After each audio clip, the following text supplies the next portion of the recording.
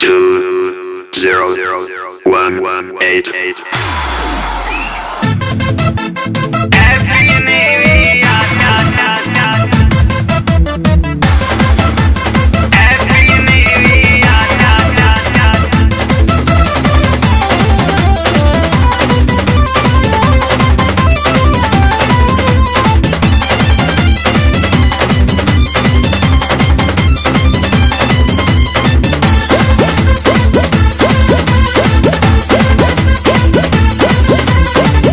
भर सब के हो जागी 200 के चंदा लागी 2000 भरी जुर्माना नया साल में घर जे भागी पीछे खेतानी में पार्टी होई कहने तानी के लिया तो खा के मुर्गा पी के बियर बोलल जाई हैप्पी न्यू ईयर।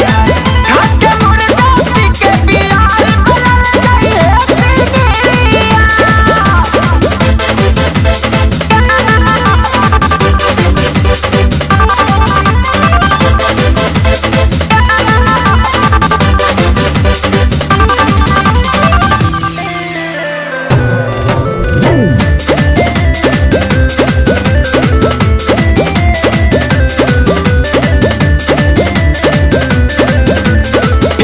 लई है मसाला लहसुन प्याज मरीच काला कोई खा लई है श्याम देहाती पवन के घरे पठाला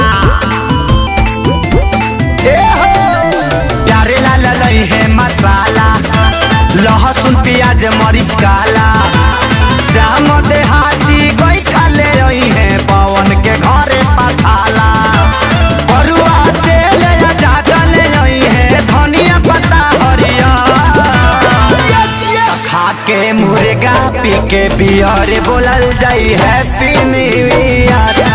खा के मुर्गा पी के बियर बोलल जाई हैप्पी न्यू ईयर।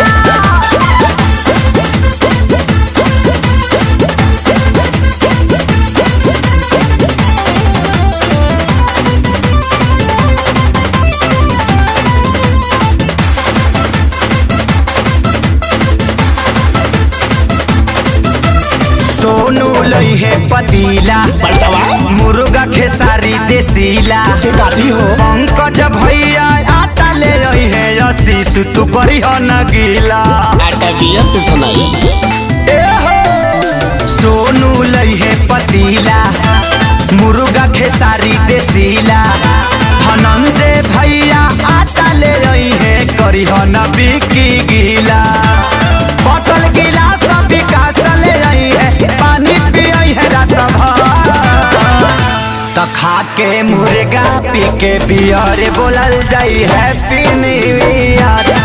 खा के मुर्गा पी के बियर बोलल जाई हैप्पी न्यू ईयर।